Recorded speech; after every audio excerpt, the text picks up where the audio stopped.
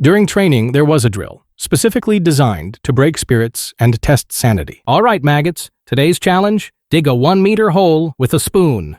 For real? This better be a joke. Meanwhile, Onoda's already halfway to China. Okay, that's enough.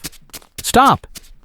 Get out of the goddamn hole, you lunatic. Want me to dig another? They promoted his crazy ass on the spot. Second lieutenant, one-way ticket to an outpost island in the Philippines. What could possibly go wrong? Hiroo Onoda steps off the boat, loyalty locked, logic disabled. He reports to Major Yoshimi Taniguchi, a guy who looks like he's aged 5 years just from skimming the casualty reports. Without even blinking, Taniguchi slaps Onoda with a mission: take 3 guys, vanish into the mountains, and start a guerrilla campaign. And just before they are gone, Taniguchi drops the final order: do not surrender, ever, no matter what, until you hear it directly from me. Any regular soldier might have raised a hand.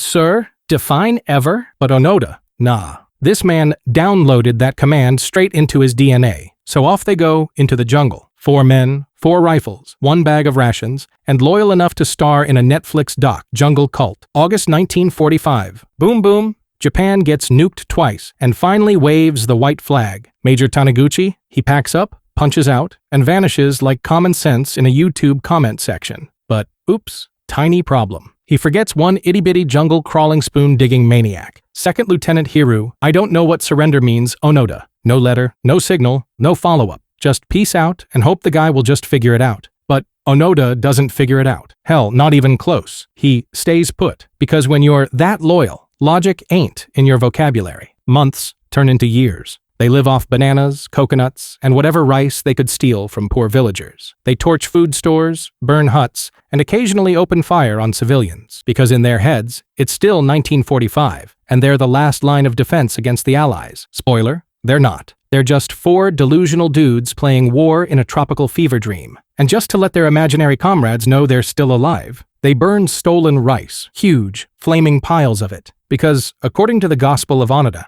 arson equals military communication, obviously. But the local cops ain't that impressed with this logic. So they go all in to flush out this lunatic jungle squad. First move, planes drop leaflets. Official, stamped, and signed by the Emperor himself. Onoda picks one up, squints, and scoffs.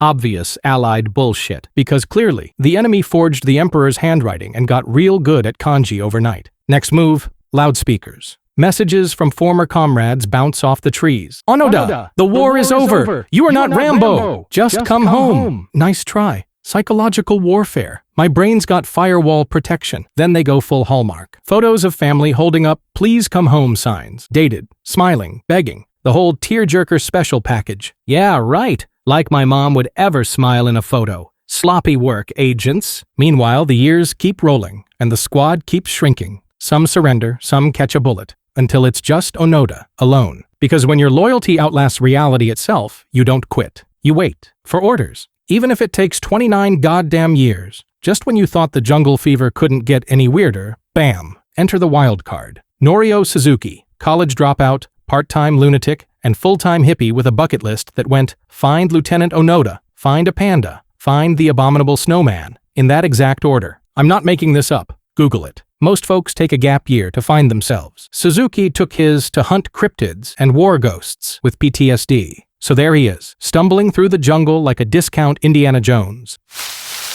Don't move. No. Please don't shoot. Who sent you? Which unit? Nobody. I'm Japanese. From Tokyo. That's exactly what a spy would say. I swear, I came to find you, and a panda, and the abominable snowman.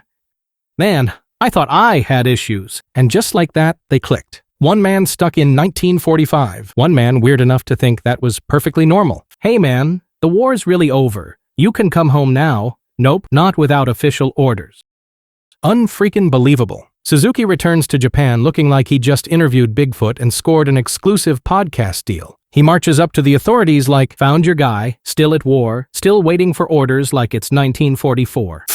They track down Major Taniguchi, now retired, living his best life selling dusty books, unaware that a single sentence he barked in a sweaty jungle outlived his whole damn career. Taniguchi sighs, dusts off his dignity, and hops a plane with Suzuki straight back to the island of delusion. And there, he finds Onoda, still geared up, still ready to fight ghosts. Then finally, at long last, the words drop. Lieutenant Onoda, I hereby relieve you of all military duties.